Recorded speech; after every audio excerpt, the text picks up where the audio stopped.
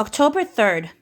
At the mailbox this afternoon I met Faye, the heavy woman next door with the red hair. She asked if I had change for a quarter, and while I went through my pockets, she asked if I knew anyone who had a phone. She said she needed to call her daddy, so I let her in. When Faye got no answer, she asked if she could try again later. Then she said that if I needed any furniture, just holler because she and her boyfriend Vic have a whole lot. A few minutes later, she returned with a woman who's even bigger than she is. The friend had knocked on my door yesterday and asked if Johnny was here. I'm afraid I don't know any Johnny, I told her. Turns out Faye has a cat as well, a Siamese named Tiki. She saw Neil when she was using the phone and asked if I'd be interested in having the two of them meet. On her way out, she told me that she has two beautiful daughters that social services has taken. She hasn't seen them since December 24th, but if she and Vic are good, she can maybe get them back. The woman in 103 is a hussy, she said. She's 41, but I'm just 29, and I'd never been in jail in my life until last year. She asked if I'd make some puppets for her beautiful daughters and told me that while she was out the other day, Vic had the hussy right there in their bed. To get him back, she also made love with someone in the exact same spot. Last Friday, she cut Vic, and the police arrived while she still had the knife in her hand. I threw it under the bed, she had told me. He beats me up sometimes. I have bruises, but don't you ever go calling the police on us. We're not allowed to get into trouble. October 4th. Faye's friend came at 7:30 to use the phone. She's short and fat and has a tattoo on her left shoulder. All her tops show it off, so she always wears one regardless of the weather. The friend has buck teeth and wears a lot of jewelry. I was busy and didn't want her using my phone, but she said it was an emergency. I'm thinking I need to put a note on my door, though I'm not sure what it will say. October 6th. Since moving downtown, I've been going to Jimmy's Market, which is 4 blocks from my apartment. I mainly shop for little things. I got cat food, beer, and packed with cigarettes there late this afternoon and was walking my bike toward home when 3 men spread across the sidewalk and blocked my path. They were older in their 40s and 50s, poorly dressed. Hey, white boy, one of them said. Give me a cigarette.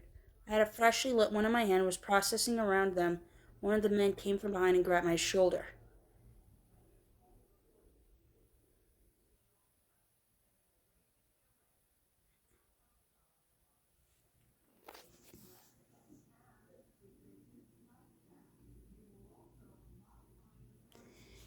I had a freshly lit one in my hand and was proceeding around them when one of the men came from behind and grabbed my shoulder. Meanwhile, another guy planted himself in front of my bike. Go any further and I'll beat the shit out of you. He said that he should take my grocery bag and smack me over the head of it. What do you think of that? The man wore an army shirt and a stocking cap. His lower teeth were brown and down to nubs. He had my bike by the handlebars while his friend stood just behind me. There was no one ahead of me on the sidewalk. There was no traffic. God damn it, the man said. I told you to give me a cigarette.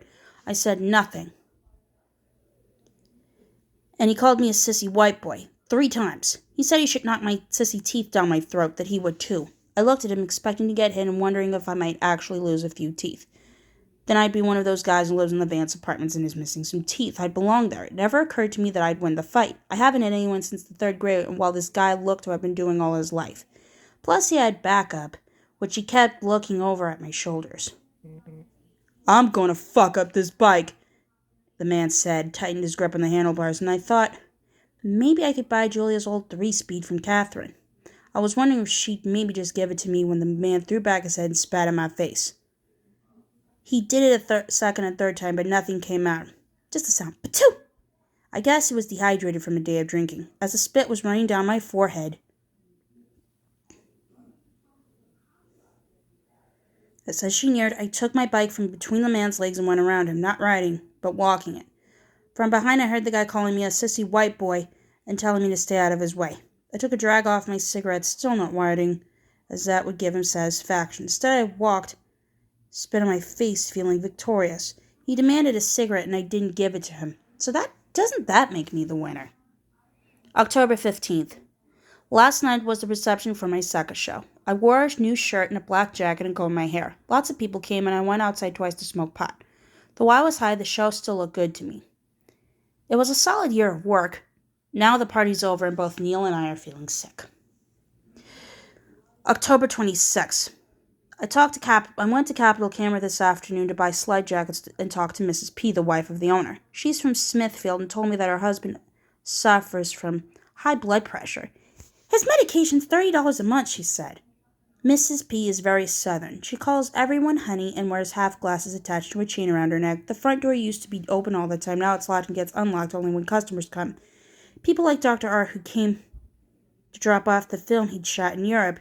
He told Mrs. P that his wife had gotten sick in Paris. Mrs. P said she knows all about sickness. My husband has high blood pressure and the medication is costing us $30 a month. Then she said that she was robbed last week. It seemed she'd forgotten to lock the door, and when she turned around, a man put his hands around her neck and demanded all her money. She said she couldn't believe this was happening to her, and that she called him sir. I told him he was welcome to all the money that I hoped he'd spent it wisely. After she emptied the cash drawer, I asked for a cord or something he could use to tie her up with. I promised him that if he let me be, I wouldn't call the police, she said. So he didn't tie me up and I didn't call them. But why, I asked. Because I promised. Can't there be an exception? I asked. Do you really have to keep every single promise you make? She said no, but that he could have returned or sent one of his friends to rough her up. I considered calling a private company and having him dust my neck for fingerprints, but I looked in the pages and didn't have any such business, she said.